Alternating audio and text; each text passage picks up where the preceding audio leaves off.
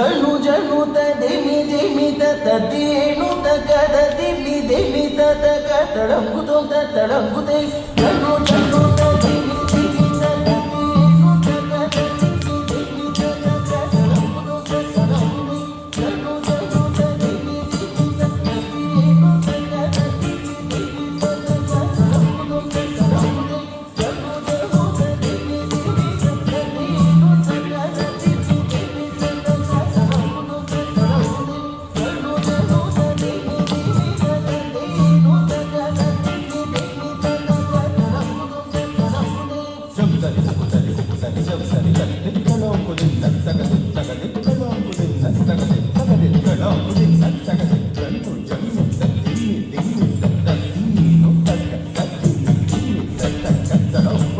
తడంగుతే జను జను తదిమి దిమి తతీను తగద దిమి దిమి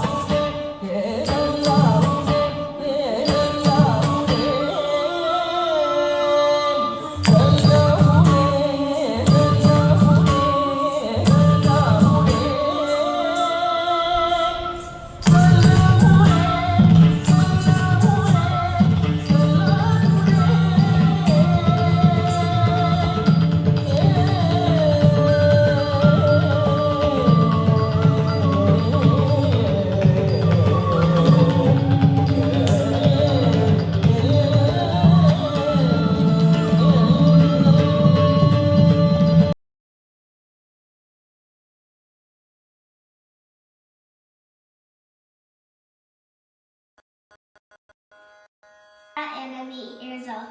Today I'm gonna sing Jaya Jagadambe.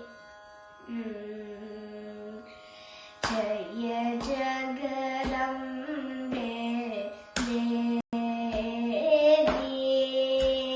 Jaya Jagadambe Devi, Jaya Jagadambe Devi, Jaya Jagadambe Devi, Jaya Jagadambe Devi, Jaya Jagadambe Devi, Janana Madana Bhaya Harini Devi, Janana Madana Bhaya Harini Devi, Jana Paripalini Janani Devi, Jana Paripalini Janani Devi, Prema Swarupini Premadayini, Prema Swarupini Premadayini, Kama Moha Vinashini Devi, Kama Moha Vinashini Devi, Jaya Jagadambe Devi, Jaya Jagadambe Devi, Jaya Jagadambe Devi, Jaya Jagadambe Devi, Doshta Vimadini Sreshta Padini, Doshta Vimadini Sreshta Padini, Dukkha Vinashini Janani Devi, Dukkha Vinashini Janani Devi, Narayani Navinayakanetri, Narayani Navinayakanetri, Shri Jaya Jaya Jagat Vasini Devi, Shri Jaya Jaya Jagat Vasini Devi, Jaya Jagadambe Devi, Jaya Jagadambe Devi, Jaya Jagadambe Devi, Jaya Jagadambe Devi. Thank you.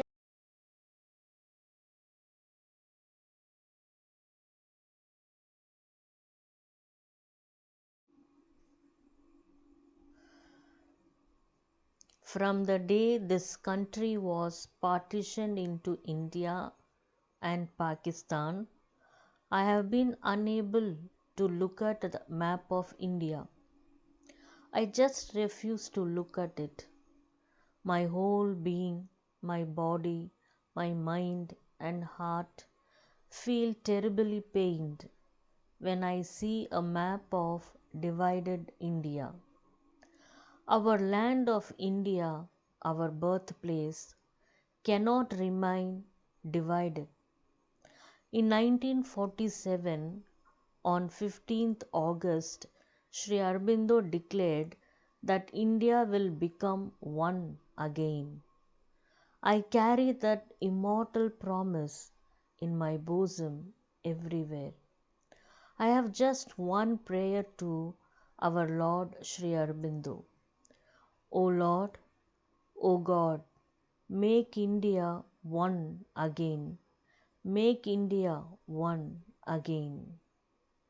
In Bankim Chandra's Anandamath, Bhavananda expresses the author's inmost feeling, the Indian's inmost conviction.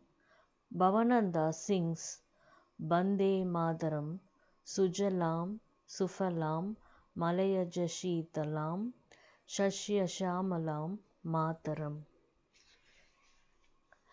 I will tell you now about that well-known quotation of Sri Aurobindo's. Others look upon their country as an inert piece of matter, a few meadows and fields, forests and hills and rivers.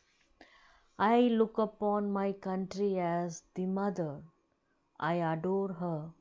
I worship her as the mother. The year was 1893. After his education in England, Sri Aurobindo returned to India to dedicate his life to the service of his motherland.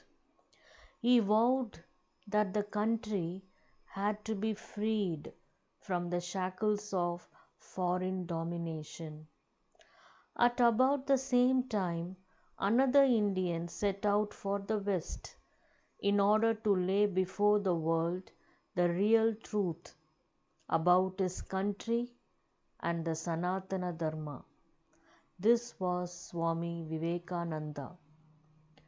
We know that Bankim Chandra, Rabindranath, Vivekananda, and Sri Aurobindo looked upon their country as the Divine Mother, and that is why they all unveiled the real face of India to the world. By whatever means, in whatever way, the division must go. Unity must and will be achieved, for it is necessary for the greatness of India's future, says emphatically Sri Aurobindo. 1950, 18th October. It was Pranab's birthday and Durga Puja or Maha Ashtami as well. On this day, at an auspicious time, on the southern wall of the playground, where the mother used to stand and take the salute for the children's march past, the map of India was born. The inspiration and design came from Tejenda, son of the celebrated Bhaga Jatin. Tejenda used to look after the little ones. Everyone called him Boda. Tejenda had taken this initiative without informing Pranab so as to give him a surprise on his birthday. Manoranjanda entrusted Biba to make a royal swan in cotton to decorate the children's courtyard for games. Almost 10 full bags of cotton were used to make the swan. Biba completed the swan with infinite patience, effort, and skill. It was exquisite. This swan, too, was meant to decorate the children's courtyard on the occasion of Pranab's birthday. There is a photo of the mother with this swan in the bulletin. The swan was brought to the playground at 3 in the afternoon. While Biba was busy setting up the swan at the right spot, Tejenda asked Biba, "Can you draw the map of India on this wall?" Biba happily agreed. After having strained all morning making the swan, she now had to draw the map of India.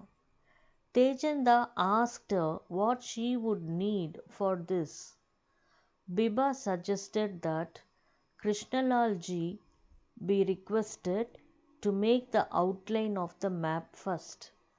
Some green leaves, maida, and some yellow Chandramallika flowers called life energy by the mother to make the mother symbol in the center of the map were brought at once. There was such a excitement in the air, as if a mandapa or pavilion was being made for Durga Puja. Krishnalal ji drew the outline of the Indian map, and Biba at once got down to doing her part with the help of 2-3 other people. There was not much time on hand. By 5 o'clock the mother would be back from the tennis ground. The map had to be finished by then. Some people were cladding the maida dough on the wall under Biba's instruction, and then she herself started pasting the green leaves.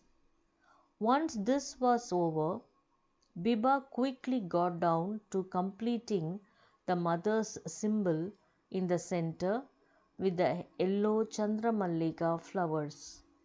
Both the map and the symbol looked lovely. Just as all the work was over, the mother's car arrived in front of the playground door. The mother noticed the map of India as soon as she entered, and she looked delighted.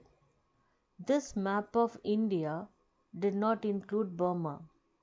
Then, on everyone's request, the mother agreed to make this map a permanent feature of the playground. In order to make it permanent, she herself drew the map of undivided India before Manoranjanda had it cemented. Now we can see this map of undivided India on the southern wall of the playground to our heart's content. Besides, it was drawn by the mother herself. On the mother's map, we see not only Pakistan and Bangladesh, but also Nepal, Bhutan, Sikkim, Burma, and Sri Lanka as part of undivided India. The mother drew India as she saw the nation in her divine vision. India was no longer divided. Mother India herself, the world mother, revealed herself. And this unforgettable event happened before Sri Aurobindo's physical withdrawal. Mother India herself had come down in a human form. By drawing this form with her own hand, the mother showed the whole world that India could not remain divided. In the subtle world, this division has not happened. The division was not decreed. It was a human deformation. Unquestionably, it was a human deformation. The mother. This sand and cement map drawn by the mother is sea green in color. The outline is golden. Our eyes light up with joy as we drink in the vision of undivided India of Mother India to our heart's content. What an interesting coincidence! The map of India drawn within a circle in Garston Place at the All India Radio headquarters was also made in green cement. And it is Mother India herself, the Divine Mother of the world and the universe, Mother Aditi, who says, "It is the map of true India in spite of all passing appearances, and it will always remain the map of the true India, whatever people may think about it." The mother symbol in the center, which was made with yellow Chandramallika flowers by Biba, was on the mother's instructions, made in copper by a coppersmith known to Manoranjanda, and Gangaram got these petals fixed on the map. Here is the significance of the mother's symbol. The central circle represents the divine consciousness. The 4 petals represent the 4 powers of the mother. The 12 petals represent the 12 powers of the mother manifested for her work. It is the symbolic design of the white lotus of supreme consciousness with the Mahashakti, the form of the mother as universal creation, at the center in 4 aspects and 12 attributes. India is not the earth, rivers, and mountains of this land. Neither is it a collective name for the inhabitants of this country. India is a living being, as much living as, say, Shiva. India is a goddess as Shiva is a god. If she likes, she can manifest in human form. Every evening, Mother would stand in front of this map of undivided India and take the salute of her children during march past. At that divine moment, the whole being was thrilled with the firm inner conviction that India was never divided and that it could never be divided. And by accepting her children's salute, the mother was reassuring us that India was indeed one. As we watched the mother's firmness of a challenging warrior, it would fill our hearts with bliss. In a second, the pain and anguish of losing part of one's country would vanish into thin air. The soul of India is one and indivisible. By Preeti Das Gupta, Moments Eternal.